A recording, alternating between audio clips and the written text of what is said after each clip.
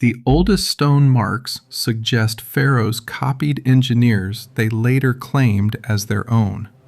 That is the dangerous reversal. The official story begins with dynastic Egypt rising into order, then mastering stone through labor, ritual, and royal command.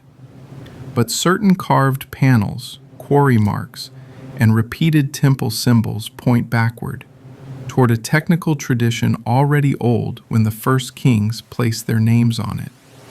If those marks are read as working records instead of decoration, the pharaohs inherited more than monuments, they inherited methods.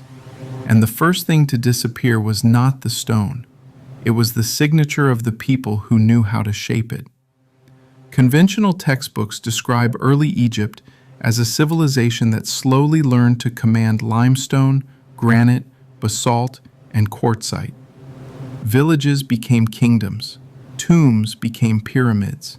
Copper chisels, wooden mallets, sand abrasive, sledges, ropes, and patient labor became the accepted machinery of the ancient world. The old story has weight because stone survives. You can stand before a block, see the royal name, and assume the name belongs to the builder. But a name carved later is not the same as a hand that cut first. Across Egyptian monuments, there is a quiet pattern that rarely receives the same attention as the king's. Surfaces were reworked. Older faces were dressed smooth. Earlier marks were cut away, hidden beneath plaster, absorbed into relief scenes, or overwritten by temple formulas. The monument remained visible, but the first technical layer became harder to see. This is where the official reading begins to strain. A royal inscription can tell you who claimed a structure. It does not always tell you who designed the stone system underneath it. When a later pharaoh placed a title on an older wall, that act could preserve power while erasing labor. The king became the author. The engineers became silence. Return to the stone for a moment. The earliest marks worth noticing are not always beautiful. They may be shallow lines beside a block joint, repeated tool paths near a finished edge, small placement signs, or crude figures placed where finished temple art would later avoid them. These marks do not behave like royal display. They behave like instructions. A worker's line near a quarry face does not need to impress a worshiper. A notch hidden behind a fitted block does not need to teach mythology. A repeated symbol near a lifting point, a cut face, or a joining seam may have belonged to a practical system before it became a sacred image. The object matters because it is physical. Imagine a temple wall where later relief shows priests, offerings, and a king receiving favor from the gods. That is the visible layer. Now look beside the polished figures, at the faint, older cuts near the edge of the stone. They are lower, rougher, and less ceremonial. They do not face the viewer with confidence. They hide in the margin like a memory that was never invited into the finished story. The conventional reading says these stray marks are quarry notes, mason's signs, or unfinished decoration. Often, that may be correct. But the carved record does not stop there.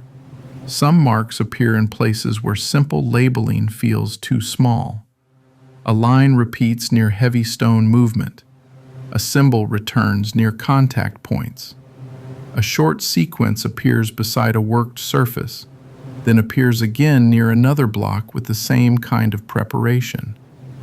The repetition suggests a habit, and habit is how technical knowledge survives. If this reading is even partly correct, the marks are not random scratches. They are the remains of a working language. That language did not need to look like later hieroglyphic beauty. It only needed to tell trained hands what to do. Cut here, turn this face, align this edge, raise from this side. Set the block before the surface is dressed. What later priests copied as a symbol may once have been a command. This is the authority reversal hidden inside the title. The pharaohs appear as masters of stone because their names sit on monuments. But the earlier engineers may have mastered stone before royal Egypt learned how to convert engineering into theology. Dynastic power did not have to invent every method it used. It only had to inherit, formalize, and sanctify them. That is how a technical mark becomes a sacred sign. A tool mark can lose its function once copied onto a temple wall. A lifting sign can become a ritual emblem. A diagram of joining, balancing, or measuring can be turned into a mythic scene when the people copying it no longer understand the original operation. The shape remains, the meaning changes. This is not spectacle. It is more unsettling than spectacle. The older engineers do not need to be monsters from legend or figures from a cheap story. They can be something more difficult for official history to absorb.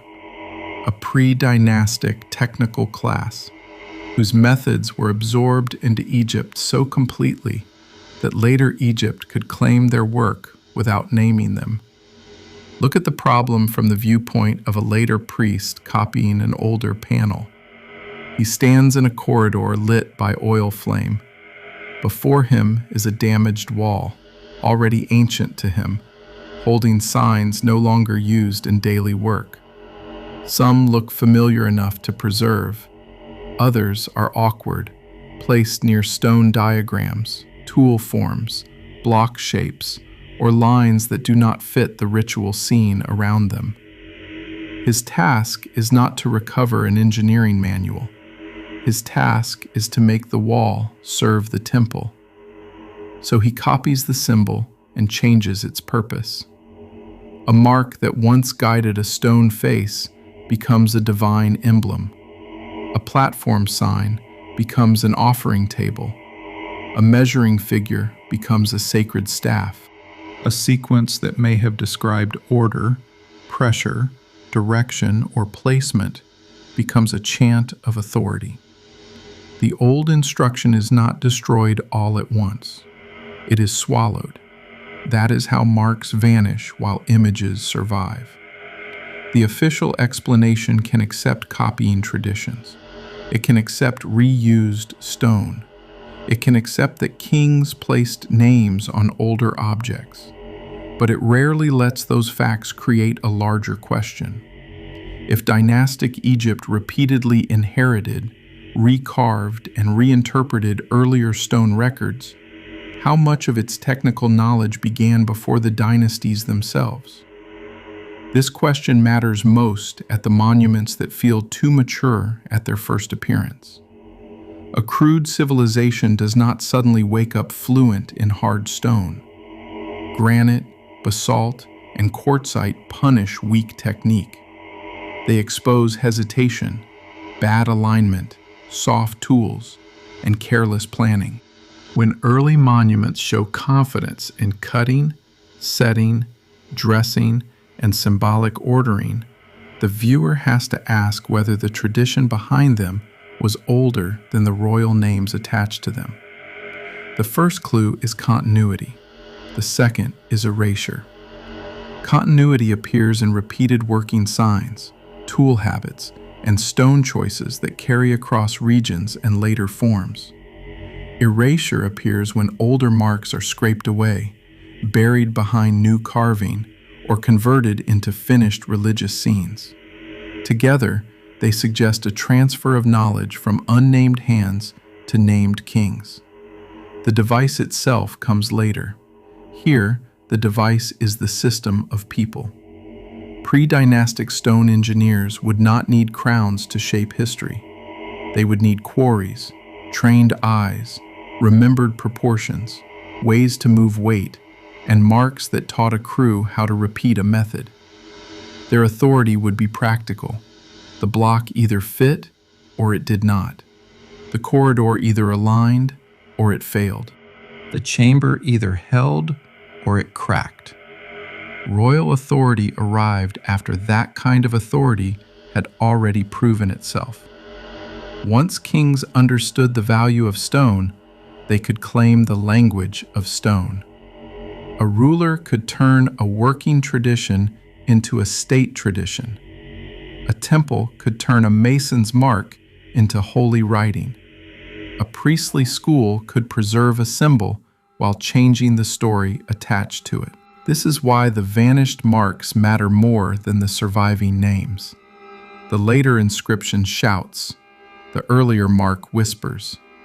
The later inscription says a king commanded. The earlier mark may say someone knew how the stone had to behave before the king's name ever touched the wall. The wall records something else. In some carved scenes, workers appear near stone as if they are performing ritual labor. The conventional reading treats the image as a social or religious statement. That is not wrong by itself.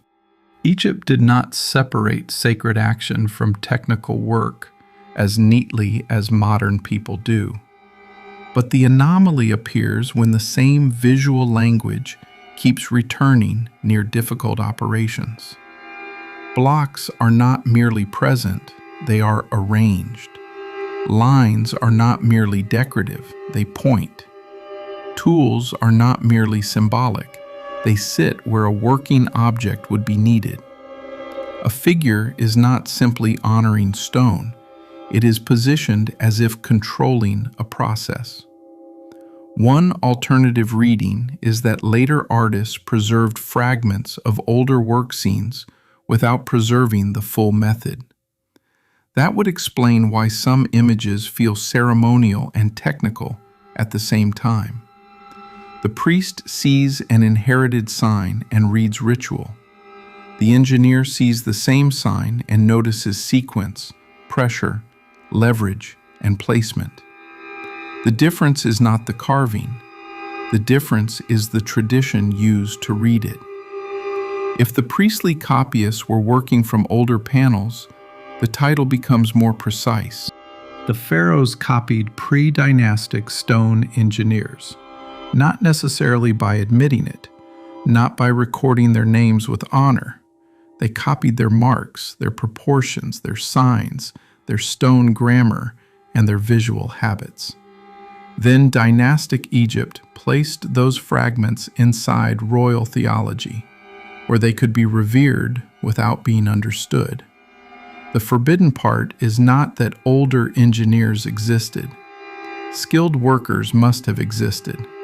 The forbidden part is that some of Egypt's most powerful stone knowledge may have entered dynastic culture already formed. That would change the meaning of inherited monuments. A later pyramid, temple, or chamber would not only be a royal achievement, it would be a palimpsest, a surface where power wrote over technique. The king's name would be the last layer, not the first cause. This is where the missing engineers become visible by what was removed. Their marks vanished first because they were the least protected. Royal names were sacred. Divine scenes were preserved. Temple formulas were refreshed. But rough working signs, older cut lines, quarry codes, and practical diagrams could be polished away without guilt. They looked unfinished. They looked inconvenient. They did not flatter the throne. So the technical layer disappeared beneath the finished monument. Yet vanished does not mean gone. A removed mark leaves a change in surface.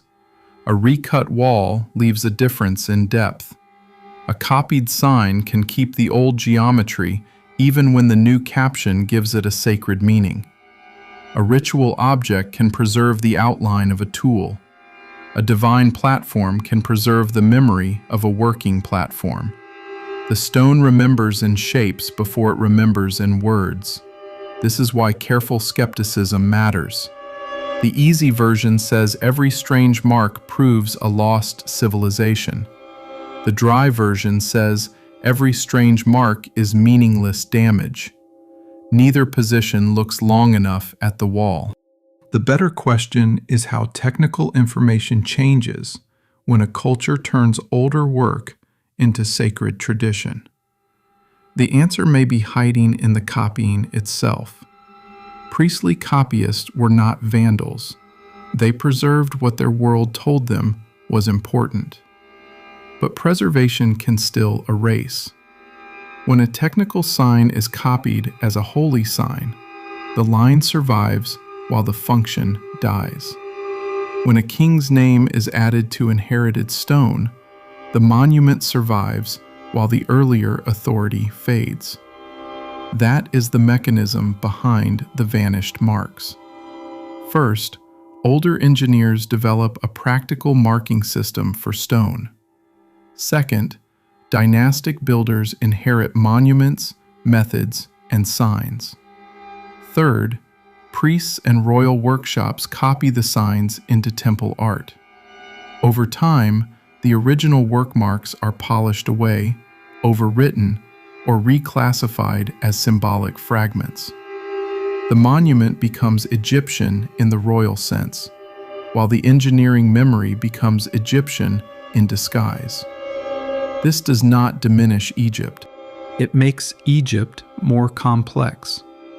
A civilization capable of absorbing older knowledge, transforming it, and making it sacred is not weak. It is powerful in a different way. Dynastic Egypt may have been less like a lone inventor and more like an archive with a crown, gathering older stone traditions and converting them into state memory. But that creates one hard implication.